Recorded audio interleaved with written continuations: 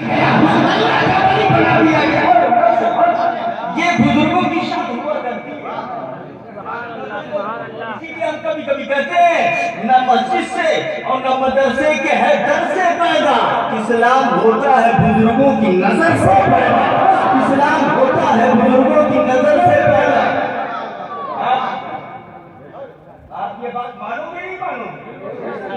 पूरी उम्र बीती जा रही है समझाते समझाते, रात दिन तकरीर, रात दिन तकरीर। हे भैया ऐसा न करो, हे भैया ये मत करो, रात दिन तकरीर। ये खूब बिगड़ा हुआ आदमी नहीं सुधार पा रहे, ये खूब बिगड़ा नहीं सुधार पा रहे।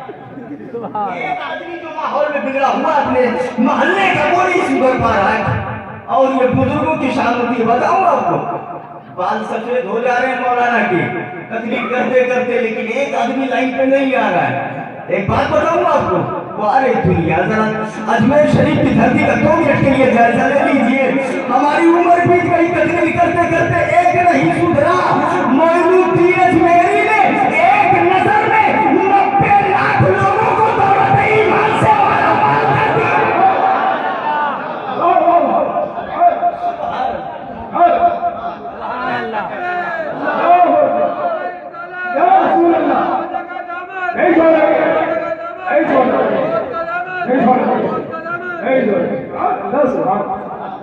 अल्लाह समझता फरमाए तो जो फरमाइएगा।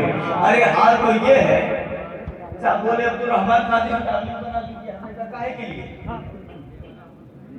साहब तावीज़ बना दो काहे के लिए? बोले धंधा नहीं होता है। इधर हमारे इधर के लोग रहते हैं ना, उधर इकरा भाई सब लोग रहते हैं। अच्छा सब वही एक ही काम करते हैं। अच्छा उधर ज्यादा पीओपी वाले होते। भाई आप बोले तावीज़ बना दीजिए, तावीज़ बना दीजिए। बोले हमने कहा काहे के लिए? बोले धंधा करते हैं, पैसा तो बहुत आवा लेकिन बरकत नहीं होती। आवत हम खाली देखा दे बस, कब चला के पता ही नहीं चलता। तो दुआ कर दो कि बरकत हो जाए। तो हमने कहा अच्छा क्या करते हो आप? काम क्या है? बोले भंगार का धंधा करते हैं।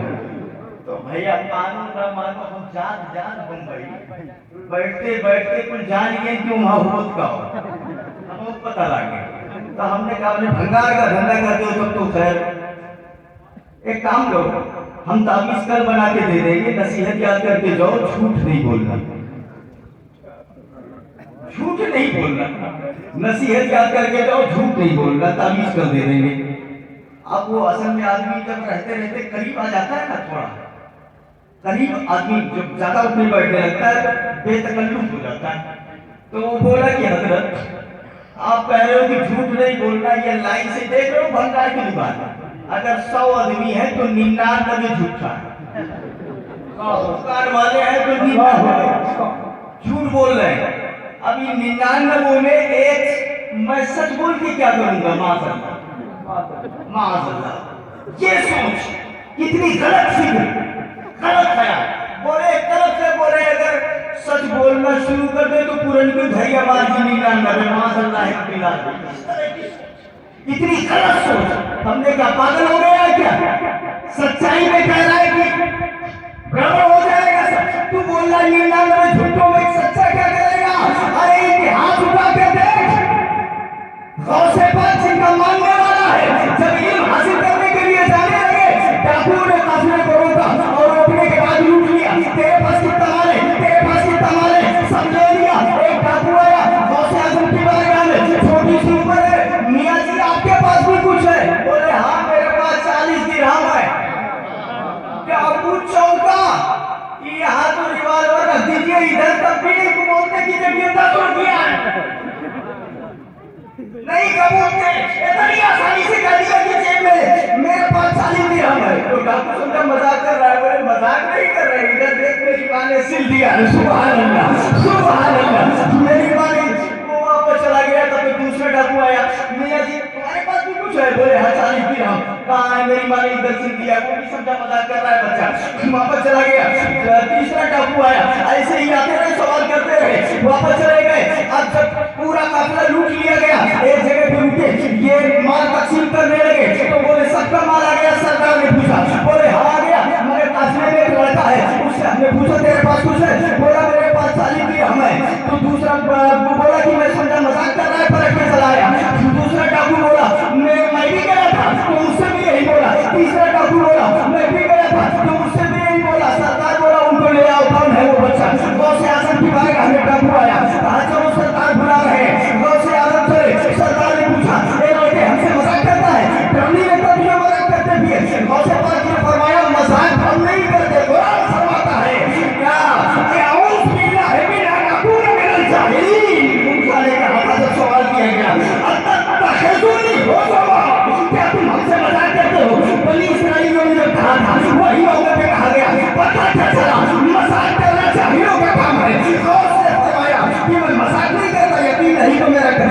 कपड़े में सिला हुआ है देख लो। जब चाक किया गया तो 40 दिन हम फिरते चले गए, निकले, डाकुओं का सरदार हैरान रह गया। तूने इतने आराम से कैसे बता दिया? तुझे छुपाना चाहिए, तुझे बचाना चाहिए अपने माल को। 40 दिन हम इतने आराम से बता दिया। गौर से आजम बोले, सुनो मैं भी गलत बोल सकता था, लेकिन जब मैं घर से चला तो मेरी माँ ने नसीहत किया था, ए बेटा कितनी भी मुसीबत आएगी कभी झूठ नहीं बोलना, सच ही बोलना। और फरमाइए गया था सुनना था। डाकुओं का सरदार आप दिया हो गया और बोला, ए बच्चे हाथ बढ़ा, मैं तौबा करता हूँ, आज के बाद कभी डकैती नहीं करूंगा। डाकू को छोड़ दे हम, सुभान अल्लाह। आप अंदाजा फरमाओ, डाकुओं का सरदार तौबा कर लेता है। ये एक सच है। हमने कहा बता, तू कह रहा है एक सच 99 झूठों में क्या करेगा? कितना बड़ा इनकलाब पैदा किया एक सच ने। डाकू का सरदार तौबा कर लिया। अब वो सरदार कहता है अपने साथियों से काम करो, अब अभी तक चोरी चमड़ी जब कर रहे थे तब तो चलो ठीक था, सब साथ में थे। अब मैंने तौबा कर लिया है, अब आप लोग भैया जाओ जहां मना का है, हमसे नहीं मतलब है। मैं तो अच्छा बन गया, अब मैं ये सब काम नहीं करूंगा, उल्टा सीधा काम नहीं करूंगा। जितने डाकू ने समाज के सामने बड़े होशियार बन रहे हो, जब तक उल्टा पलटा करेगा तब तक हमारे सरदार बने हुए थे। अब तक बढ़िया काम करना हुआ तो अकेले अकेले करना चाहते हो। अरे जैसे चोरी करने में हमारे सरदार थे, ऐसे तौबा करने में भी हमारे सरदार हो। हम सब तौबा करते हैं, सुभान अल्लाह। जितने डाकू थे सबने तौबा फरमा लिया। ये है सच की बरकत। आवाज हम कहते हैं गौसे पाक के मानने वाले हो, इतना झूठ। अल्लाह की पनाह, अल्लाह समझता फरमाया। आज तो भैया फोन लगाओ, हाँ कहाँ है आप? बस 2 मिनट में पहुंच रहा हूँ। और 2 मिनट भी महीना हो जाता है। कहाँ समझे आप? बस। और अगर कुछ लेनी देनी का मसला है तो सब परेशान ना होइए, एक बार पर फोन उठ गया और दोबारा जब लगाओ कृपया लाइन पे है और कहा क्या है, क्या कर देते खुदा जाने। एक मौलाना है, मैं अपने घर पे बैठा हूँ। अच्छा जुमेरा जुमा को मतलब की छुट्टी हो जाती है, घर गया बैठा हुआ तो मौलाना साहब आए बेचारे। अच्छा वो जानते हैं इलाके वाले को, मैंने बैठाया उनको, चाय और पिलाई घर पे। हमने कहा कैसे आना हुआ आपका? तो बोले हजरत ये पिपरा एक गाँव है मेरे बगल में। बोले एक आदमी बड़ा परेशान था, उसकी छत गिरने वाली थी, रो रहा था, तो मैंने उसको 50,000 रुपए दे दिए, उधार मांगा, दे दिए कि तू अपनी छत बनवा दे। हजरत 3-4 महीने से दौड़ रहे हैं, कब को कह रहा है यहाँ मौजूद है, यहाँ आ जाओ, कब को कह रहा है बम्बई गया तो पूना बुलाया, वहां गया तो पता लगा वहां से वहां है, दौड़ में परेशान हो गया। तो हमने कहा अच्छा ये मौलाना लोगों का को परेशान करने का हाल है, अल्लाह समझता फरमाए। बोलो गलत है कि नहीं गलत है? चलो ठीक है, हो गया, अपने लिए देरी हो गई, लेकिन झूठ तो ना बोलो, वादा खिलाफी तो ना करो। कौन से पाक के मानने वाले हो, नबी के मानने वाले हो? बोलो जोर से, कौन से पाक, सुभान अल्लाह, जोर से बोलो। रास्ते में एक सफर में थे, एक आदमी मिला, बोला मुझे अपने साथ कर लीजिए, लेकिन इस शर्त के साथ कि जो मैं कहूंगा वो करोगे आप, मेरे हुक्म की खिलाफ वर्जी नहीं करोगे, मेरे साथ, मुझे अपने साथ कर लो, मुझे अपने साथ कर लो। शर्त ये कि मैं आपकी फरमाबरदारी नहीं, आप मेरी फरमाबरदारी करोगे। भैया आपको काम है, आप हमसे कहो कि अब्दुल रहमान कादरी अपने साथ कर ले, तो हम कहेंगे ठीक है मेरे साथ रहोगे, लेकिन जितना कहूंगा उतना करना पड़ेगा। ये उल्टे तू कहो कि अपने साथ कर लो, जो हम काम कमल करेंगे। ये कौन सा हिसाब किताब? वो आदमी आया, बोला एक दो से आदम, मैं अपने को आपके साथ करना चाहता हूँ, अपने साथ मुझे कर लीजिए, लेकिन जो मैं कहूंगा वही करना होगा आपको, और सब आपको करना है। गौसे पाक ने फरमाया ठीक है, गौसे पाक ने फरमाया ठीक है, सुभान अल्लाह। देखिए शान देखिए, अभी आज हमारा माहौल है, हम लोग ऐसा कर पाएंगे? आए बोले कि अब्दुल रहमान कादरी हम कुछ पढ़ाई करना चाहते हैं, अपने साथ कर ले, हम कहें ठीक है, लेकिन हमारे उसूलों पे अमल करना होगा। अब मैं कहे कि नहीं तुझे मेरे उसूल पे अमल करना होगा तो आपका हम मैं ना काम ले जाओ तू अपने घर बैठे क्या बोले होगा कि नहीं होगा? गौसे पाक ने फरमाया कि ठीक है, बिल्कुल ठीक है। अच्छा हो गया, वो दोनों आदमी चलते रहे, रास्ते में एक जगह पे उस आदमी ने गौसे पाक को बैठाया कि यहीं बैठ जाइए और जब तक मैं नहीं आ जाऊंगा तब तक यहाँ से उठ करके जाइएगा नहीं। तो जो फरमाइए, जब तक मैं नहीं आ जाऊंगा तब तक यहाँ से उठ करके जाइएगा नहीं, यहीं बैठ जाइए। गौसे पाक फरमाते मैं वहीं बैठ करके उसका इंतजार करने लगा। वो चला गया काम से, इंतजार करता रहा, साल भर हो गए, मैं आई नहीं की, साल भर तक नहीं आया, मैं वहीं बैठा रह गया। आप अंदाजा फरमाओ, साल भर के बाद आने वाला आया, बोले खैरियत से, बोले हाँ खैरियत से, बोले यहीं बैठे रहो अभी मैं आ रहा हूँ।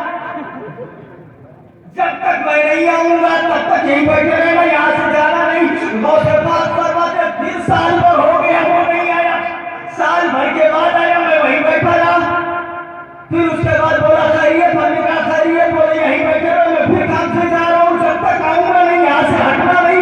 गौसे पाक फरमाते साल भर तक इंतजार करता रहा, साल भर के बाद आया तो कुछ खाना लेके आया, बोले बैठो हमारे साथ में और बैठ करके खाओ। उसके बाद जब खाना खाए दोनों आदमी तो वो कह रहा है कि मैं शुद्ध हूँ, मैं शुद्ध हूँ, अल्लाह ने मुझे कहा है कि जाकर के उनके साथ खाना खाओ और अब आप जाइए बगदाद शरीफ में बैठ जाइए और सैरो तफरीह छोड़िए, अल्लाह के दीन की हिफाजत फरमाइए। ये गौसे आजम रज़ी अल्लाह तआला अन्हु है, आप अंदाजा फरमाओ। कहने लगा वो वादा कर दिया कि तेरी बात पे अमल करूंगा तो साल साल भर तक इंतजार किया जा रहा है कि वादा तेरा पूरा हो नहीं पाए। हमारा आपका हाल क्या है? हमारा आपका हाल क्या है? सीरत मुस्तफा का किताब लिखी गई है मौलाना मुस्तफा जी बेशक। उसके अंदर एक रिवायत है कि सरकार ने घोड़ा खरीदा जी, घोड़ा खरीदा या सरकार ने किसी को घोड़ा बेचा, बात तय हो गई। उसके बाद कुछ पैसे थे, पैसा आधा दिया, इस तरह की रिवायत है बना। वो दिया और उसके बाद घर चले गया, बोला आप कहीं रुकिए मैं घर से पैसे लेके आके देता हूँ। वो घर गया तो घर जाने के बाद भूल गया वादा, 3 दिन तक भूल गया, नबी वहीं रुके रहे। 3 दिन के बाद उसको ख्याल आया अरे मैंने तो मोहम्मद इब्न अब्दुल्ला से वादा किया था कि मैं आकर के वहां पे पैसे देता हूँ, जूता चाहिए था मुझे घर। 3 दिन के बाद वो लेकर के आके देखा तो नबी वहीं बैठे हुए मिले। सुभान अल्लाह, जोर से बोलो, नबी वहीं बैठे हुए मिले।